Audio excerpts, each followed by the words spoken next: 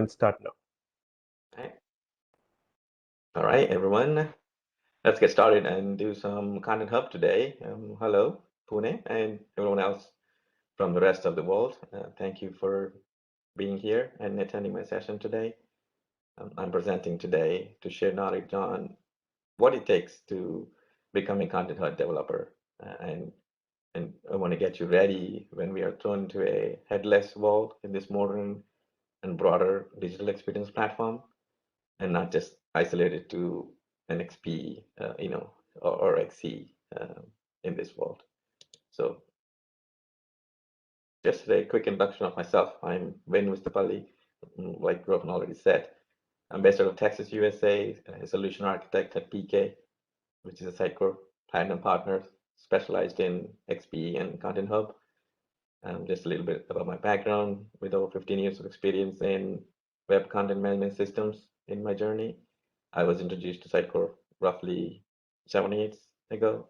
Since then, I found my passion in coming up with solutions to problems, and most importantly, I really enjoy in helping both technical and non-technical sides of the business understand the process and path to the next generation digital experiences. So with that, let's take a look at today's agenda. Like I mentioned, firstly, a quick overview on Content Hub, just to refresh our understanding on what it exactly is. Then we look at the personas and roles that use the system on a daily basis. And then we look at the components that we need to focus in the system as a developer. That leads to the tools that are available in the system to customize the components discussed. Then followed by demos. I'll be most likely demoing most of the tools, if not all of them, because I haven't used a couple of them yet myself. I will demo some use cases so that you can use them appropriately as a starting point to solution your business requirements in your existing Content projects, or et cetera, et cetera. So then we'll have a Q&A session to wrap up, and I will definitely promise that I will do my best to maintain simplicity so that you can understand well enough. So here is a famous picture that's presented in many sessions if you haven't seen it already. What is Content Hub? The name itself is self-explanatory. It's a hub of all content that is aggregated from different source systems, right? For example, like you see on the left side, any organization has most of these source systems in their ecosystems, like legacy platforms, file servers, and mobile device management systems, and product lifecycle management systems, ERPs, etc., etc. The Content Hub stores all this content in one place, so that can be consumed by various systems in today's omnichannel world, like CMS or in e-commerce or social channel, point of sales in commerce world, etc. Right? Which you can see on the right-hand side of this picture, right? These can be utilized either for publishing and make it available for customers, or for internal analysis purposes. So the main goal of Content Hub is to solve content crisis. What it means is the most common challenges that marketers in any organization these days run into are managing content in multiple channels, such as websites, social media pages, blogs, and on various devices too. So, and it is also a challenge to any ID team to architect and build systems and tools that can manage this content that resides in different places, right? So that's one challenge. And another challenge is time and quality to deliver content hugely depends on the way it's produced and maintained in different systems. So, for example, marketing team works with a third-party agency to get some graphical content to publish, right? And then to bring that type of content in, it may require a process, right? That could be an approval workflow process or a quality check and whatnot. So these processes take time. Eventually, to deliver this to front-end applications, obviously takes time too. So that's another challenge. time and quality. And not just that, one of the main business goal these modern, digital world is looking at is making sure the content is personalized, right? That's the modern digital world, to provide relevant experiences to customers to make sure they come back, right? So these are the common challenges that marketers face these days. So Content Hub provides a way to solve this content crisis by providing ability to manage, collaborate, and publish content in one place, and makes everyone's lives easier, by doing that. So you might have heard many acronyms such as DAM, CMP, MRM, PCM, WP. Like even when I heard them first, I'm like, okay, what are these? I mean, DAM, you most likely heard. Um, DAM, Digital Asset Management. You were already familiar with this, and same as well. Just to make it clear, the Content Hub is more than just DAM. It also has CMP, Content Hub marketing platform. Also, um, MRM, Marketing Resource Management, a platform that meets all marketing resource management needs, which helps organizations create campaigns and produce content. PCM, Product Content Management, it centralizes all the product data. Web with WP is nothing but web to print, which is a platform that simplifies and automate graphical content. So these are all the products that Content Hub comprises, right? And that's Content Hub in a nutshell. So now let's look at what are the roles that use this Content Hub system and its products. Typically, the first role is a user, and these are all marketing users who can manage, publish content, and collaborate with their team. They can create and upload assets, review and submit assets after creation by using a workflow. They can annotate, comment, and digital assets to collaborate with their team, right? So they can also do search and other typical marketers, activities on the system. And secondly, we have an admin role. This role is generally an advanced user who can manage data models, pages, branding, like they can change the branding, theming, security, like they can set up security by managing users and user groups and provide appropriate permissions, right? And they can also set up reports such as user adoption, like one example,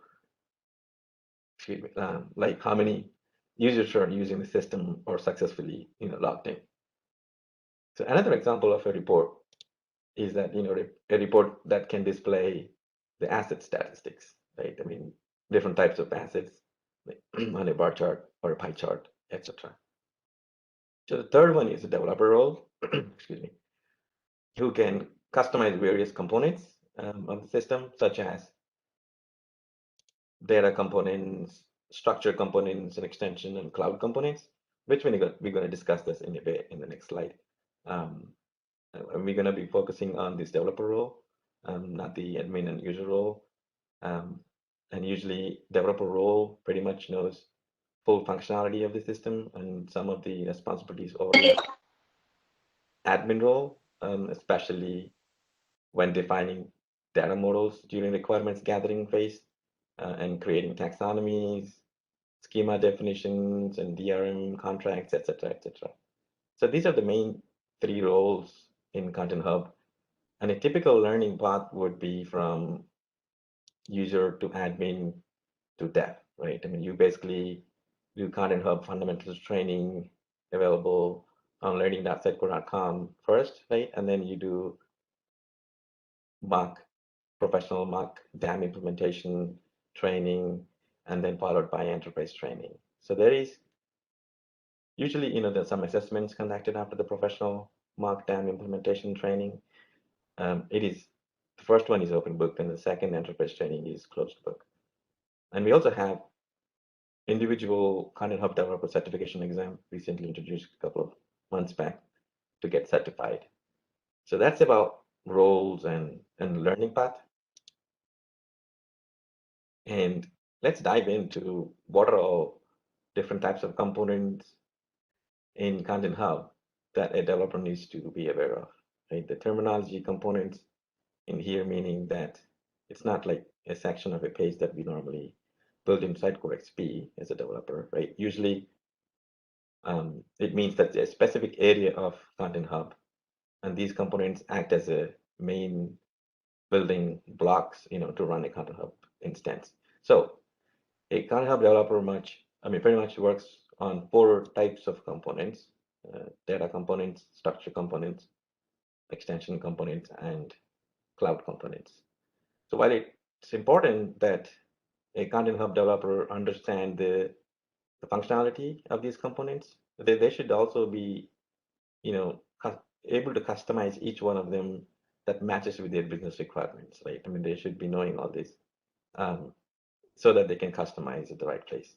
The requirements are usually gathered in the design phase in any project, and where you basically sit with clients' business and marketing teams, and you meaning generally a Sitecore partner in a Content Hub specialized team, along with Sitecore internal, professional Content Hub team. And they are involved initially to support partners by providing frameworks and the processes for a successful implementation. Initially, they also train appropriate clients, marketing team resources, as they will be the ones who will be using the system primarily, and playing the user and admin roles eventually.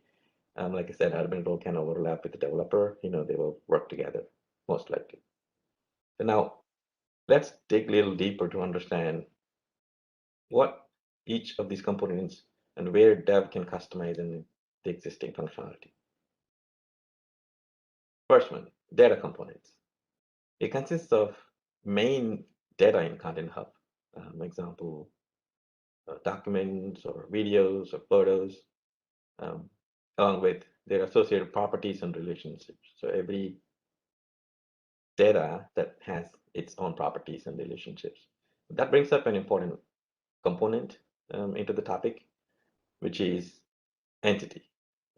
An entity in the world of Sitecore Content Hub is a set of data that belongs together as one piece of content, right? So example, a project, a campaign, a story, a recipe, or a product, right? These all can have their own properties and relationships. So a typical rule is anything that can be found and displayed as a result when searching for content, then it is a good candidate for entity.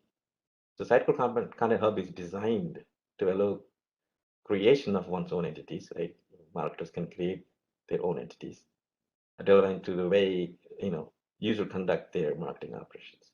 So if you're familiar with the database entity relationship model and diagrams, these entities are very similar.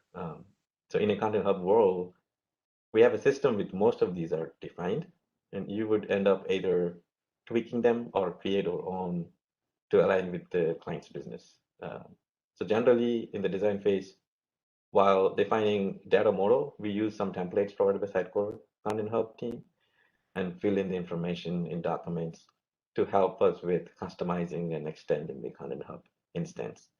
So data model gives us information to decide on out of the box properties and relationships and what to change and what not, right? We have something to work with initially, right? We can extend that. So a property is, like you always know, it's made up of properties that describe the entity detail. For example, product number or file size, right? That can be a property.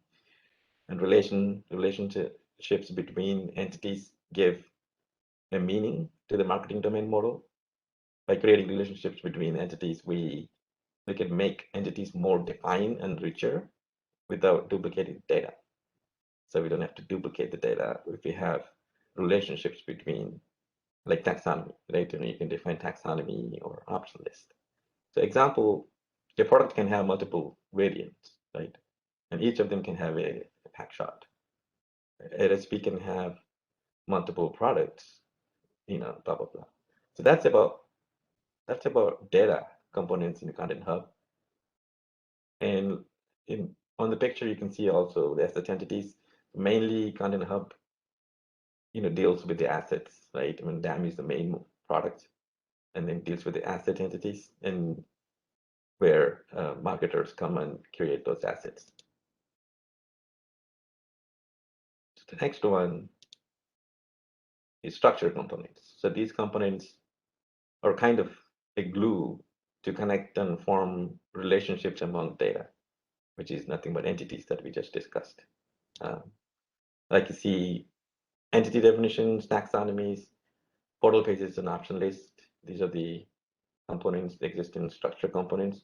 Entity definitions they're nothing but it's a definition to create a specific entity. Like for example, asset can be have an entity definition to create assets, which can have properties and relationships to other definitions. Taxonomies, you pretty much know about taxonomies. Like in XPeVol, we have taxonomies. We have some inbuilt out-of-the-box taxonomies, and then we can also define our own custom ones with the metadata. And then option lists are similar to taxonomies, but these are more flat, which doesn't have any hierarchical data. They're straight flat data that you can create as a list of data taxonomy items. The portal pages, these are just like pages that we have in any other tool, right? So these are the portal pages. We can customize pretty much anything and create and delete and reorganize portal pages as needed. So these are all the structured components. And next one is extension components. External components has external page components, triggers, actions, REST API, and Web SDK client. In this, triggers and actions work together with a tool called scripts. So we have the scripts, triggers, actions work together, and an external page component is, as it says, it's an external page component. That's the only, here, the component, page component meaning specifically, like we build our page components in XP on any page.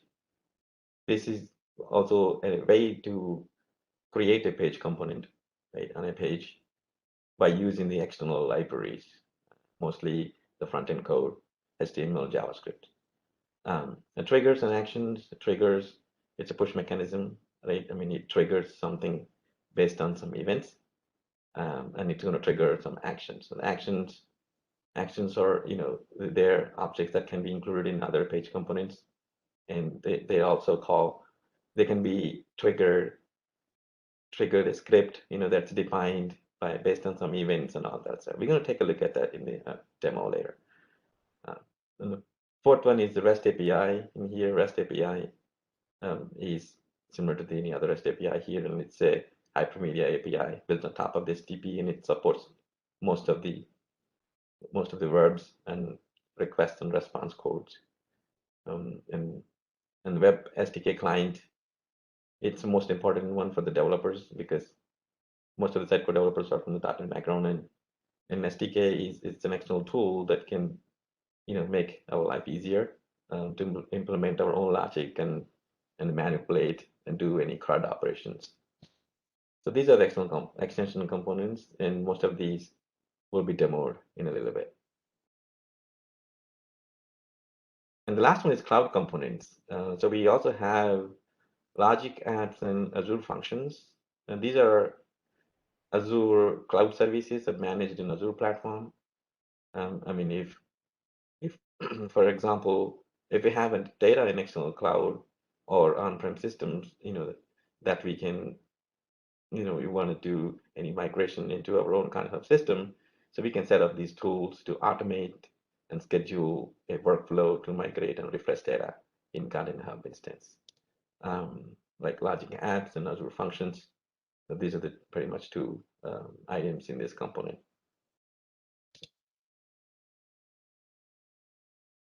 So far, we explored the areas of Content Hub where we have an opportunity to customize components, right? Like data components, structure components, extension components, and cloud components. And here are the integration tools available to achieve that, right? Mainly divided into two categories. One is internal, another one is external. In the internal ones, you see the scripts, like I mentioned earlier. In the extension components, like triggers and actions work with scripts, right? I mean, actions will throw or initiate trigger a script based on some triggers. So we can take a look at in the demo later. Those scripts are mostly restricted, and they permit only some allowed libraries that you can use. And Content Hub has an interface to write scripts in Content Hub itself. But other one, external components, we already discussed previously. In extension components, Web SDK, REST API. We briefly looked into these areas in extension components, and I'll be demoing, each of these tools in a short moment. That means we're very close to the demo stuff. So let me quickly talk through these other tools. CLI and command line interface, right, is used for communicating with Sitecore Content Hub instances through REST API using C# Web SDK. At this point, I haven't used this tool much yet, and this is a preview release to enable customers and partners to play around with first and before they are finalized. I think this will be a good tool to use in DevOps process, where let's say we have multiple Content Hub instances in different environments for developers and QA and production, then we can use this in that DevOps process to sync the content between Content Hub instances automatically in DevOps. And package import and export, it offers an import export package feature that allows you to migrate structural changes between instances. It's import export tool that you can package itself like a zip package, like we do the content packages in XP, so that you can do the transfer and migrate the data between the Content Hub instances. So we also have a couple of other tools like Fluent SDK, which I haven't mentioned here. So there are just another additional tools it recently introduced on JavaScript SDK, similar to the Web Client SDK I said earlier. That's around the C# wall, and then JavaScript SDK for the JavaScript people. So these are the tools. And with that, demo time. So I'm going to quickly demo some of the components explained in previous slides. If I bring up my Content Hub, excuse me. This is my Content Hub instance, and this is the home page of it. The market is just coming and play around with. Like you see, the top navigation has multiple options, and products belongs to the PCM module that I mentioned, and this content navigation item belongs to the CMP, and assets and collections, create, preview. These are all for DAM module, where marketers can create collections and assets, create, and review using the workflow. And project is the MRM module, and the ERM is for digital rights management. So all these are nothing but in the top navigation pages, and that created to let the marketers access each pages, and which can be customized, by using so many different features that are available in the Content Hub instance. So, and we also have this settings icon here that's used for the managing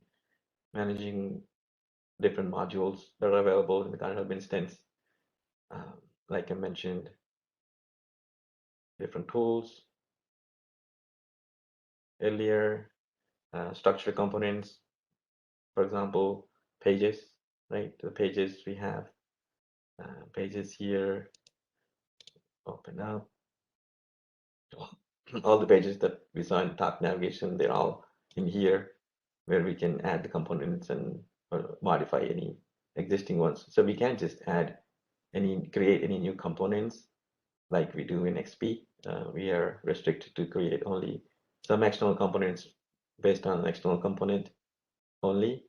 So for example, if you go to the asset details page,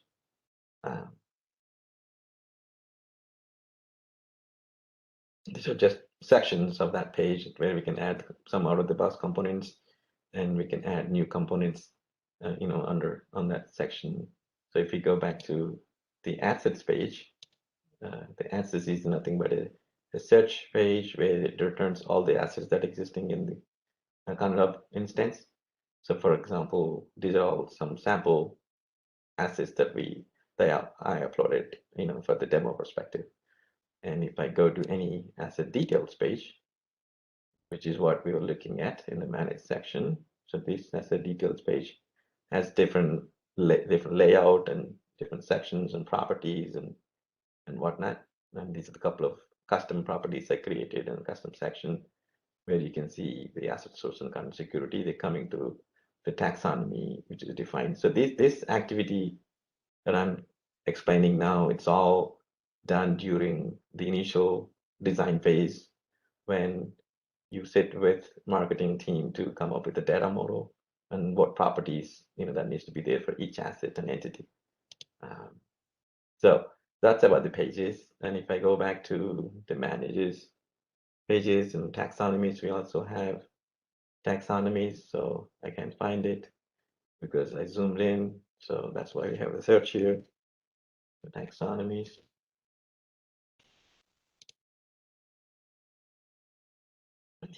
Here's where you can define your own taxonomy. For example, I have the asset source and content security that I was showing over here. It is defined in here. I have the prefix FL just for the fruitful, a different branding. All that starts with M is a marketing. And it's out of the box from the Content Hub system, and then we use our own company branding when we create and customize and create our own taxonomies or entity definitions or et cetera, et cetera. So that's taxonomies, and we also have options list. And if I go into option lists, and also one custom one created. Like I said, these are just flat items that you can create here. No hierarchical. There's nothing, no children's for these. So for that purpose, you can create just the option list. And we also discussed extension components, scripts, triggers, actions. So I'm going to demo that in a little bit anyway. So here is the tile for the actions and scripts and triggers. I'm going to show you an example later. And external page component, we already talked about that, and this is how you add an external component. So if you want to add, these are the two I just added for demo purposes already. I just hidden at this point, and then if you want to add any new ones, obviously you can go, and then these are the predefined components that are available in the Content Hub. So if you want to add any external component, you can add an external component, and then once you add it, I will show you the settings and all in a bit. So those are the external components we discussed, and cloud stuff. Of course, I can't see. I can't show anything because those are all in Azure and different places. So that's a excuse me, a basic overview of the Content Hub system. And then if we move on to the first tool, REST API, right? You can use your favorite API client to access these and the REST API endpoints that are defined already. It's like I said, it's hypermedia API built on top of HTTP. All data is sent and received as a JSON, and then you can upload your payload and et cetera, et cetera. So just quickly to see and to connect to your instance, you can use your favorite client, and then in my case, I'm using Postman, and I can send API status. You can access all the API through /API, and status is just the status of the Content Hub instance. And if I quickly go back to my Content Hub instance, you can also access API from the browser. So if you go to API status, it gives you the same information that I was showing on the Postman. This is the only API endpoint that doesn't need any authentication. So you can just quickly look what's the version of the Content Hub and other information of jobs and users, et cetera, et cetera. So if I go back to my previous endpoint, so that's the basic endpoint, and then I have a couple of endpoints that I can show. if you want to authenticate, right, you can use the authenticate endpoint, and then you basically receive a token when you run this, and then you can use that token as a header.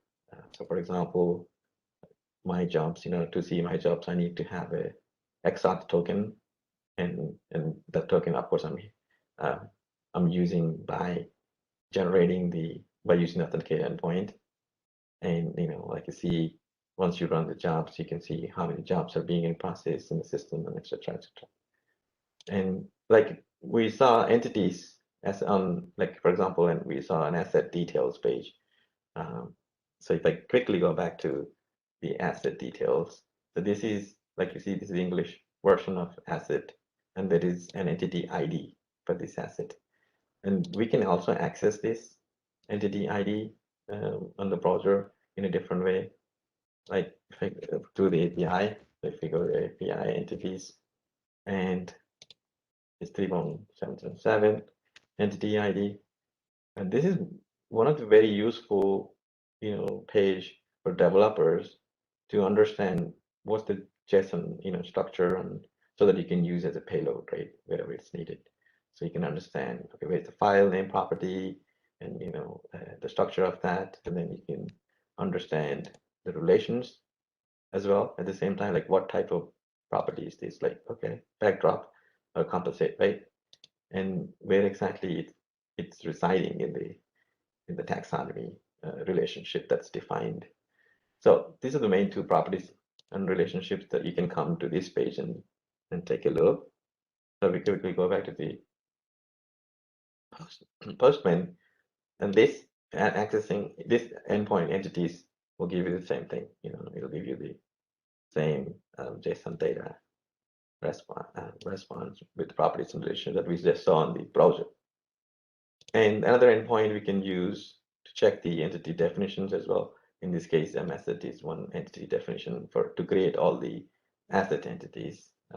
When you run this, it's going to give you all the entities that are defined, right? These are all the assets that are returned. And there is another we can also do the CRUD operations using the REST API. Like, for example, you can see here the entities. If you run to know this, the payload, obviously, like I showed, you can go to the browser and then check where exactly the property is existing and what relations we have, and then you can use the same payload to run it. And one more endpoint, query endpoint, can be used to query, right? Query and get some results. Like in this example, we have definition, a asset definition created by this user ID, which is me. When you run this, you're going to get the results of entities, created by me, all the asset entities created by me, like you see here. And we can also do the full text search, right? And in this case, the definition name is asset, and then full text, I'm searching for any text orange, and then I'm getting all the items and entities that are created using that. We can also query using, to get the relationships based on the relationships that we have.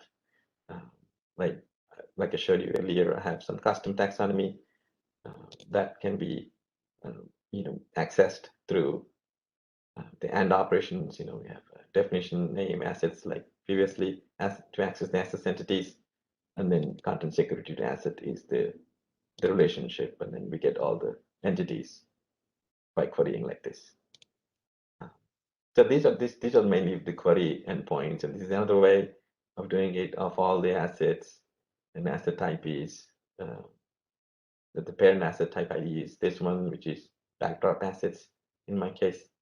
And then like final life cycle status, and this is another important property in Content Hub, which is exactly like it says, it's a status, right? When an asset is progressing into different life cycles, like when marketer creates an asset initially that's in the create state, under review state, and then approved state, right? So that's final life cycle is what exactly represents that. 543 ID in this case is just review state. So you can also use the search endpoint. And when you run the search endpoint, you obviously get all the entities, that matches with this criteria, with the filters that we are defining here. So we have all these. This is all documented, in Style Labs documentation anyway. So you can use these endpoints, in any other implementations other than, the C# implementations. And obviously, we cannot use these for production, live integrations. That's where the experience edge comes into picture to, publish the data, right? So I will come back to the script execution. This is a little more advanced one. Once I demo the scripts and trigger some actions, I will come back to this one. So this is very much about the REST API client tool. And like I said, most of the C# developers will be using the Web Client SDK tool to connect to the Content Hub instance and then perform your CRUD operations. And this is for the users. Let's say if your company has not, don't have, .NET and C# background skill set, or implementing, by using any different front-end frameworks, right? You can use this REST API client to connect. So if I quickly go back to the REST API best practices, and always try to establish a retry, after logic, right? Because, when you receive too many requests, response, it out of the box, REST API doesn't have it. So we need to establish that and build that retry logic and group your requests, right, in batches, and create a dedicated API user for each integration, when you do the REST API for different systems, right? So that it's easier for us to identify and troubleshoot the, errors. So that's REST API. So, and next one, we're going to move on to the external components. External components, it's allow you to integrate external libraries within the Sitecore Content Hub portal pages. Like I, briefly showed you earlier. So if I go back to my manage section and pages,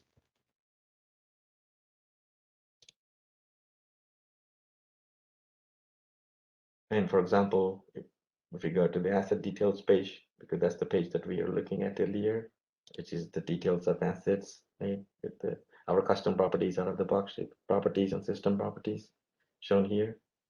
And if I go to the asset details page, like I briefly showed you earlier, how to add an external component. And these are the two components that I already created. So one is the basic one. This is the external library component. So if I go to and try to edit this component, these are the 4 tabs that we have to configure this component. It's the name of the component. If you have any additional properties, we can configure here, or parameters. And this is where you add your external, JavaScript and libraries, outside. And there are many out of the box libraries, Knockout and Next.js and all that stuff, already included into this component. But if you need anything from external, you can add it here. And the code tab is where we can add our JavaScript and Ajax and jQuery and whatnot for that component on the page.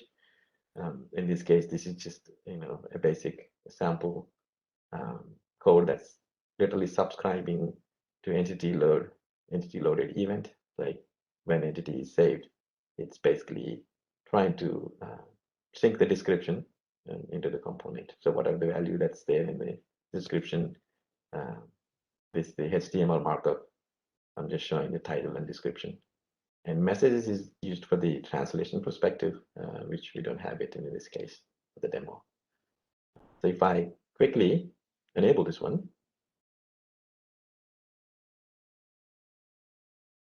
you see it's hidden right now. And then I go to settings, make it visible, and say,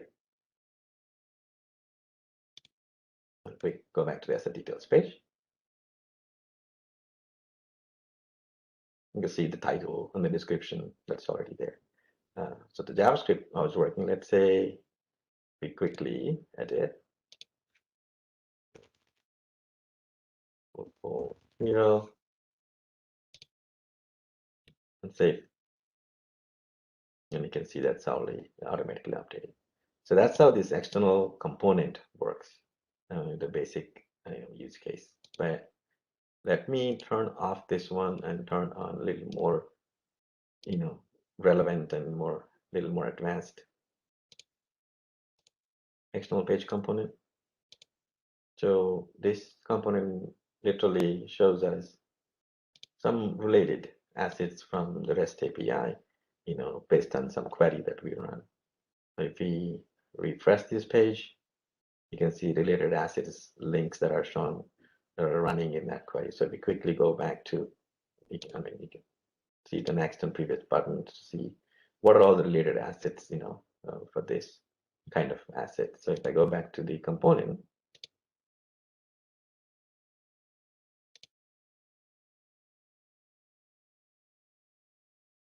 I don't have any external library in here. It's just all coming from the code.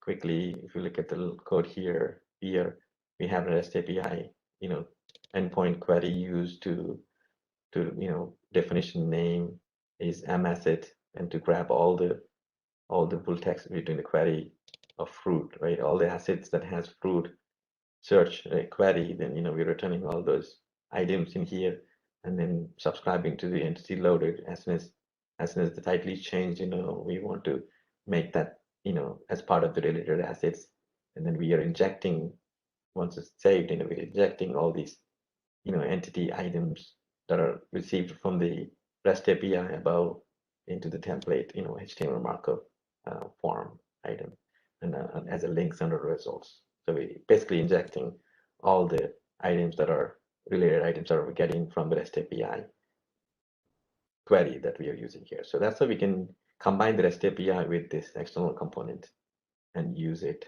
on to display any or build any external component that's useful for marketing users. So that's an external component basic and a little more advanced example. And then if I go to the next item in the demo, web client SDK. So this is one of the most important one for the tech developers because this is on the .NET and C# coding. But this is external component, like I said. So this doesn't run inside the content hub instance, or you cannot deploy, or publish into your solution in Content Hub. This is just a connection, integration that you can do externally. We have this SDK introduced, since Content Hub 3.0 version, and that could, used in both Web SDK and Scripting SDK. Scripting SDK that I'm going to be showing, that's actually done internally in Content Hub instance. This is externally. You can use this Web Client SDK by adding, you get package sources, in our project. So let me quickly pull up my console app. So this is the sample .NET Core console app that I created, which has the NuGet packages added into it, and the feed is already there in the documentation, and you can add the feed and source, and then add the packages, and then here I have 3 helper classes, just for example, and the main one is my mClient one. mClient is nothing but creating a web mClient instance, and then using the app settings that are defined for this. It's OAuth. The grant type that I'm using here is OAuth password. We also have refresh token granting if you want to use that way, but I use the password grant in this case. And these app settings are coming from these client ID and client secret are the items that are created in the app settings items. But obviously, if I quickly go back to my Content Hub instance, manage area,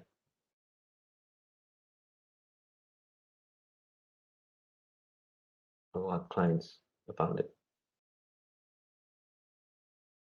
And web client SDK is one client that a client I created, and then I added this one into my the .NET Core app. So these are all in the environment variables because I'm not showing the secrets. And then once you have the client instance created, and this is a sample program, just a sample program that I created to perform some basic CRUD operation and how and which results in title and content security property, like title property and content security property for that asset.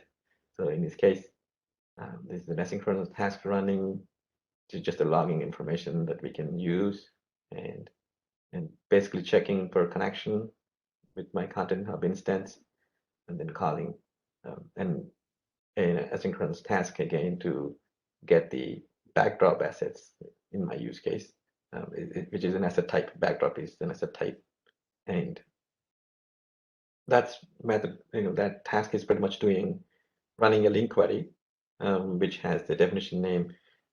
Well, definition name is nothing but all the assets that are asset type definition, and asset type is 30491, which is a type, which is a backdrop asset in my case. And the life cycle status, like I said earlier, which are all approved, right? I mean, see, all this query returning the entities that are backdrop assets, which are approved. And then we return the results with entity load configuration full, meaning like I showed you on the browser, where each entity has properties and relationships in the JSON data. So if we do full, it's going to return all that information so that we can use it and do whatever the CRUD operators that we can do. So we're just using all the entities that are returned and then doing some CRUD operations. In this case, I'm just reading through those entities and writing to the console the title and the content security. And the reason why I picked these two are, one is the straightforward property coming from the JSON data, which is get property, and then you can get that property. But the other one is, it's a content security is a taxonomy item I created, like I showed earlier, on the Content Hub taxonomy tile. So this it's a little more trickier than getting it directly, right? You need to get the relationship to the taxonomy and then access that taxonomy and display it. So I'm just displaying two property values for backdrop assets that I received. So if I run this console app, first it checks for the connection. Obviously, it says saying connection is successful, and backdrop assets count received are 16 of them, and then just doing the read operation just for the demo purposes. But this is how you access and connect your Content Hub instance and access your instance and different properties of those entities and do any CRUD operations. So you can do CRUD operations, you can do any migrations that you can use and all that different interfaces, and most of them are asynchronous tasks to avoid any delays in the system, and then you can perform all those activities. So it's very flexible, and all that documentation about different interfaces, it's available in Style Labs. So that's Web Client SDK. And some of the best practices we do are like we're using Web SDK, which has embedded throttling over the REST API, like the retry mechanism I was talking about. The REST API client, it doesn't have out of the box, but Web SDK client SDK has it embedded in there. So use that, and use Web Client SDK for migration activities and CRUD operations, because we obviously it's easier for us to use the .NET related tool, which is external tool Web Client SDK in this case. When working with Azure functions, it's also good practice, like I showed you the utility classes for mClient to create the instance of the iWeb mClient instance. And similar for the Azure functions, if you have an app, global console app, you just have a reusable helper class so that you can reuse that instance. So that's an important tool, and that brings us to the scripts, triggers, and actions. And this one is the last one in the demo, and one of the most important too. if I quickly go back to the instance and manage area, excuse me. Earlier it showed, okay, these are the actions and this is scripts and this is a trigger. So to make all these three work together, first we would need to create a script. And this is where in Content Hub instance, you have an interface to create scripts, right? So you basically add a script and give a name to itself and then select the type of scripts. These are the different types of scripts you can do. Action script is just action. It does some action and, with the trigger and actions that I'm going to show. Metadata processing is like, let's say, for example, you have a Canon and different types of images with additional metadata, like XMP metadata, then you can use this type of metadata processing scripts. Pre-registration, post-registration, they're all related to the registration. Once you have something registered, you can perform some actions, right? And during the sign-ins as well. But mostly we use action scripts to perform any actions inside the concept of instance. So for example, I have some custom scripts defined, and if we look at the basic example initially, anytime when you create a script, you have to turn this on to make it activate. And if I go to the script itself, those are just the metadata information for that script. And this is the scripting interface where you can add your script. And once you add it, you can build it. And if I edit it, let's say, you can save and build and publish to make it active. So this script literally a basic script that just syncing the marketing description field value with the title value whenever it's saved, right? Whenever it's saved, meaning I'm not defining anything, any events or anything like that here. That's what the triggers and actions going to do, which I'm going to show you in a bit.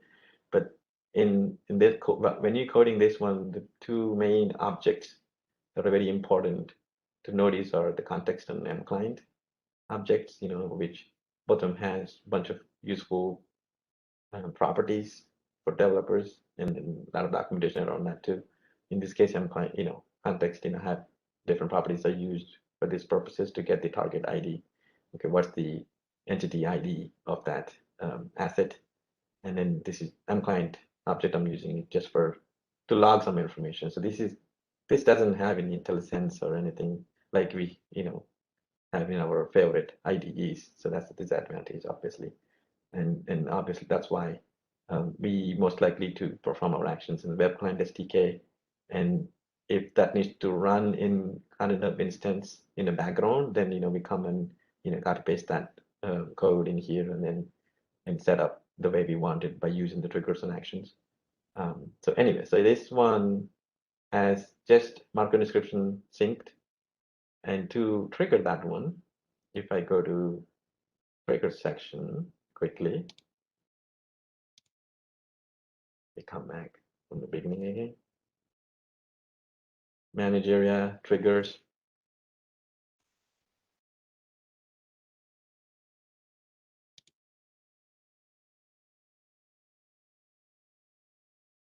This is a sample trigger I created. Before we create a trigger, let me take a quick step back. We need to create an action so that triggers, one of the field in the triggers needs an action to be defined first of all.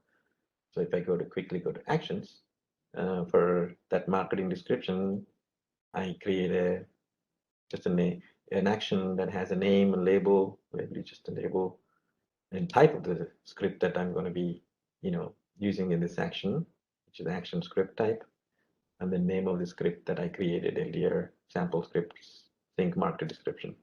So we have an action, and we can use that action now to be triggered. So if I go to trigger, that's created for this purpose. If inside this trigger, we have general settings, and objective of this trigger is when any entity is modified, right? Based on like whenever it's modified, meaning, like I said, there's no event triggering here, like on the external component I showed you earlier, right? So this is how you trigger things when something is modified and runs in the background. And there is also in process, which runs literally, in parallel, but which has some performance implications. So mostly likely we should use in the background to not to have performance impact.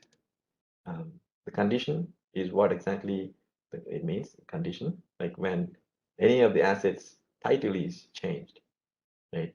And whenever the title is changed and an asset is modified, trigger this action, which is sync market description. So you basically add all the scripts that are created, right? In this case, we have sync market description script triggered based on this action.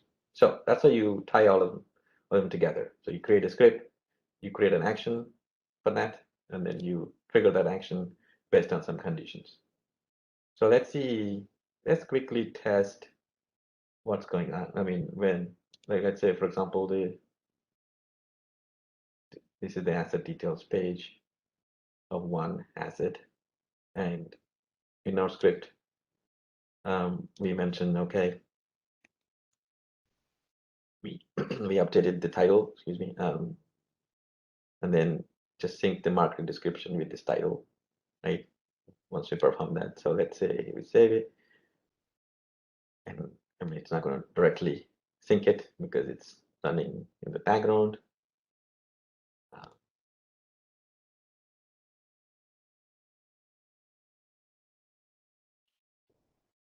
Like you see, it's synced. So it's a kind of a job runs behind the scenes in the background processes. So once an entity is modified, the condition is if title is changed, then you basically sync it in the market description. So that's the basic script. Then you can, I mean, that's how you write the scripts and configure with triggers and actions. So if I quickly show a little more, I'm just discarding the changes, a little more advanced use case. There is a mass edit script. This is a mass edit script. Mass editing in Content Hub meaning you basically select a bunch of assets. This is a mass editing, right? You can edit as a table, or you can edit as like in this screen, just go to those all assets, and then there's a way you can edit multiple assets together.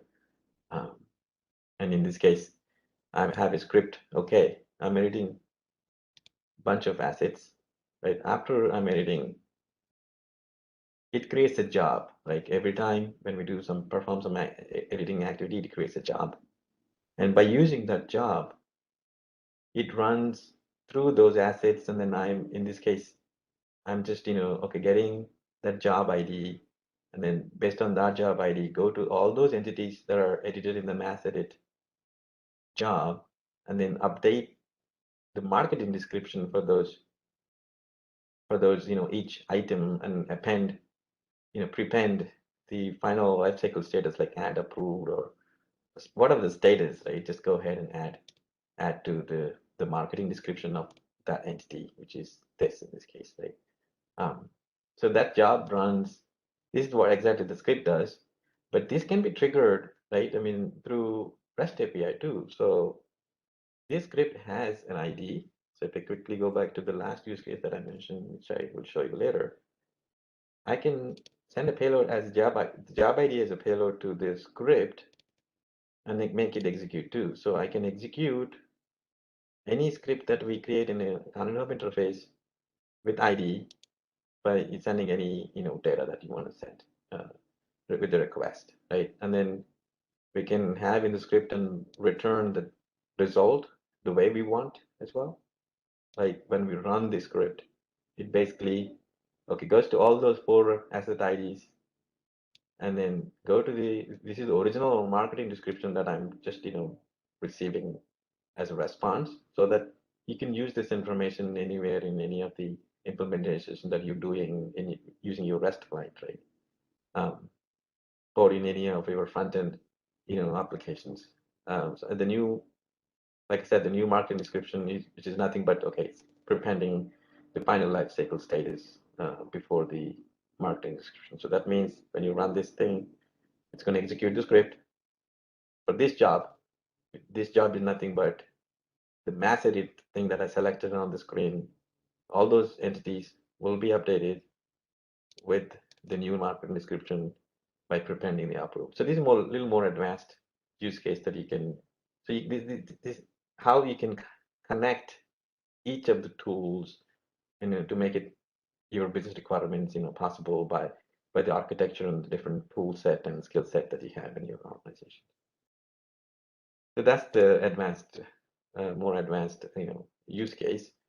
And some of the best practices are most of them use, like I said, use in background scripts by default, like executing in process, only necessary, like when immediate feedback is required from UI.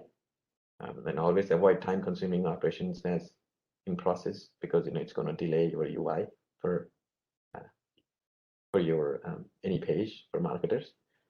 And use custom email templates to send notifications. So there are a bunch of out-of-the-box email templates available on GitHub, but always use your custom email templates to send notifications to users and user groups when they perform some operations. Like, let's say if an asset is rejected, you can configure a custom email template to send notifications.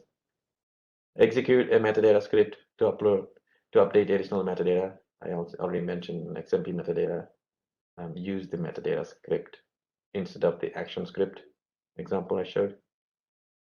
And use IDE, your favorite IDE, and Web Client SDK to develop scripts first and build them, and you can use the IntelliSense and all, make your life easier, and then come back to the Content Hub interface if it's needed, and copy paste that, and then have your logging added to that scripts in the interface, and then just use your Web Client SDK as a helping tool to create the scripts as a scripts internally inside the Content Hub instance. So that's pretty much about the tools that I wanted to show today. And here are some reference links. Learning.setco.com catalog is where you can find all the training for user and admin and developer I mentioned earlier, and the documentation. Like I said, we have some samples for REST APIs and scripts and Web Client SDK and API, all the interfaces and synchronous tasks that are, all that information existing in that second link. And we have some sample starter code as well on the Sitecore Guild, which is managed by Chris Williams and team. And some blogs, by Sitecore Guild blogs, and then my blogs to start reading and understanding what's the Content Hub, and then from the admin and user and developer perspective.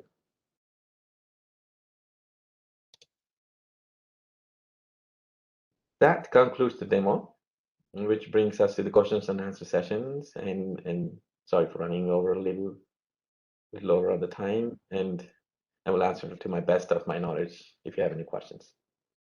Yes, Venu. First of all, thank you for inspiring us to do this content of development. I saw many questions in the chat, but taking the time in mind, I'll take up few questions. Okay, so starting with the first one, can we aggregate data from offline channel like store in Content Hub? Yes, you can integrate with any external systems and then bring it into the Content Hub. So there are two ways you can do as well. Like, one, bring everything into the Content Hub and then put the data inside. Like, either it's product content related content or website related content or assets, anything. And there is also another way you can have a connection made to the external systems and have proxy content. Like, you can only maintain the metadata inside your Content Hub and have all the assets, all the content that can reside in the external store itself. So to answer questions, yes. Yeah, thanks. The next is kind of a sales question. How to encourage clients to go for Content Hub when they already have Sitecore XP? So the goal of the Content Hub is, like I said, the challenges for marketers, right? So those three items I mentioned in the challenges are main goal, right? I mean, to improve the performance of the time to the delivery, right? That's the first thing. And then to collaborate in the team, that's the second thing. And everything is in one place makes less time for marketers to, go through less items, right? If you have XP, you have many integrations from other systems, and marketers have many manual workflows that they go through with different third parties to maintain the content and collaborate, right? So that's the first point, and then it resolves the content crisis too. You know, the head as a headless wall, it makes your life easier from the IT team perspective too. So it has its own advantages from marketing, business as well as IT team. Thanks for the insight. The next question is, what component in Content Hub have we can use for running campaign via social channels? Campaigns via social channels. So there is a HTML component, obviously, right? I mean, you can integrate it. So maintaining the campaign data is the main goal for your campaign channels, right? So you can create your campaigns related content like blogs, articles, campaigns. You can create that kind of data in the CMP module and then use that CMP data to publish it to any front end channel that you want to publish it to. Okay, thanks.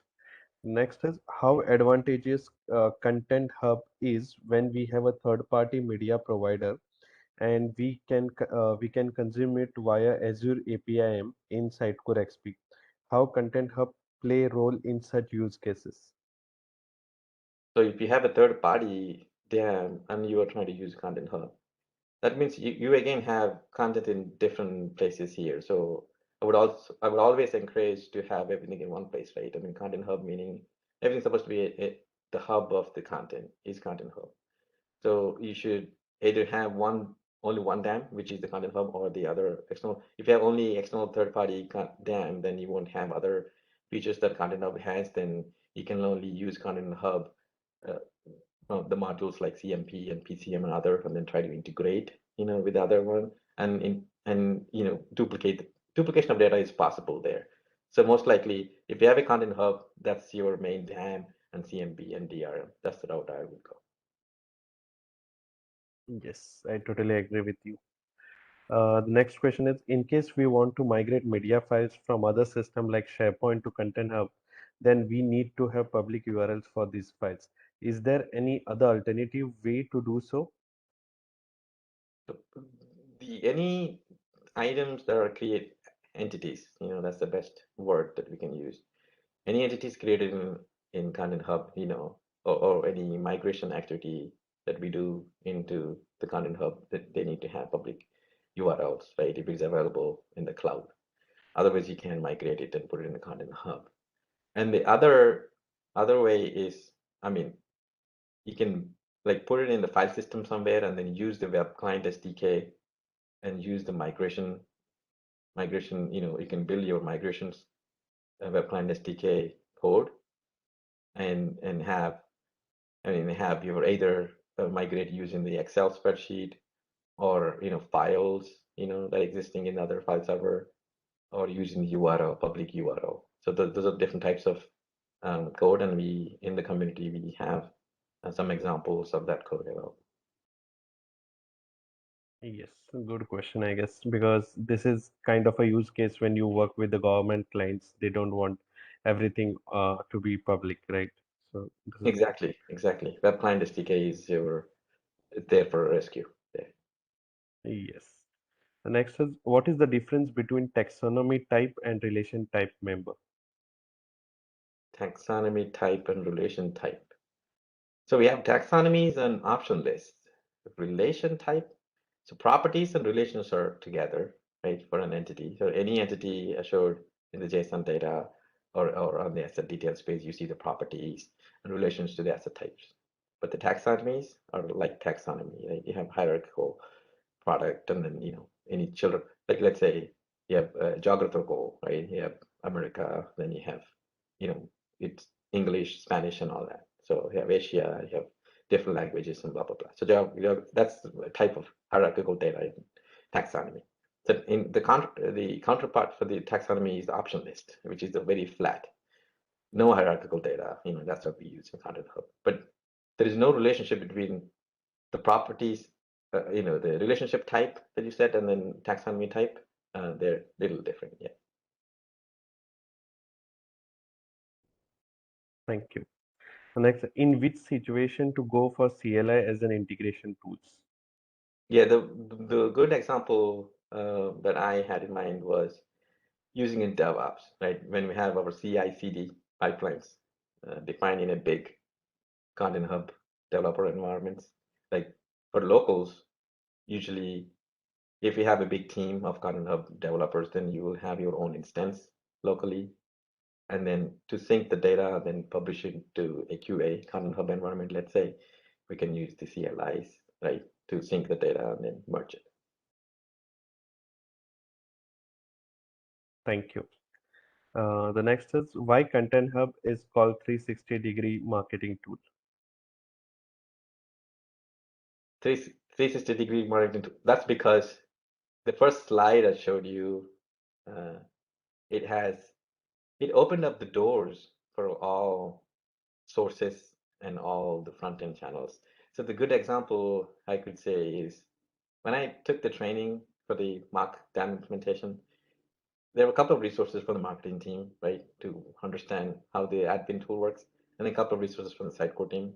And there is one resource actually coming from Java background, right?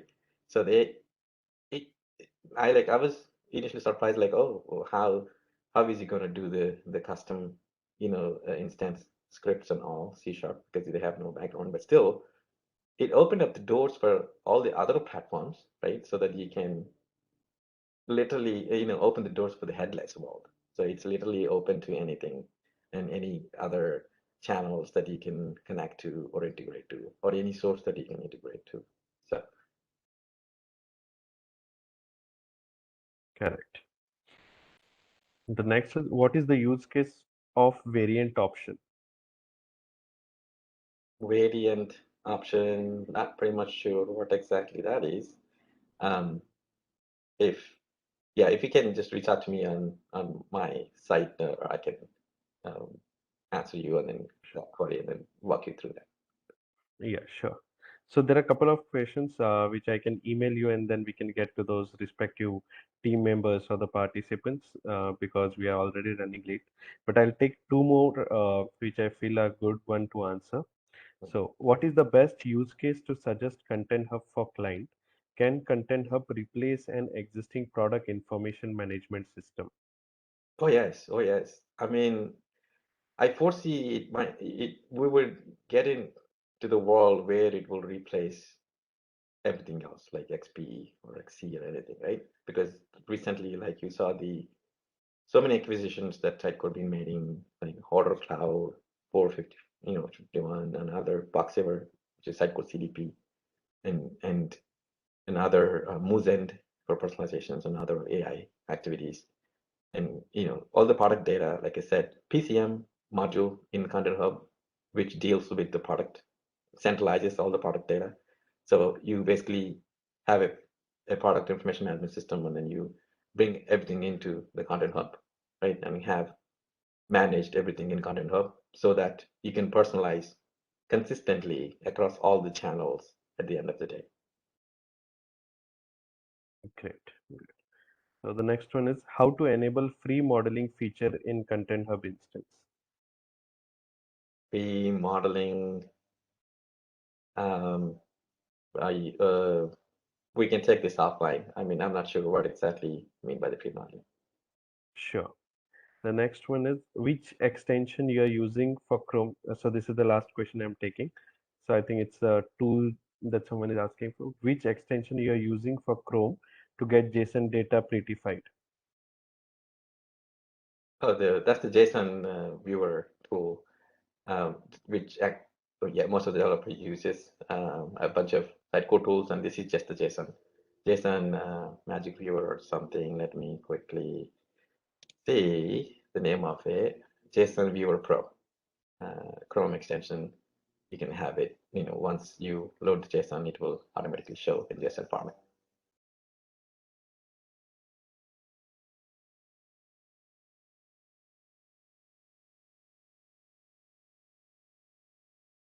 Are you there, Rohan? Have we lost you?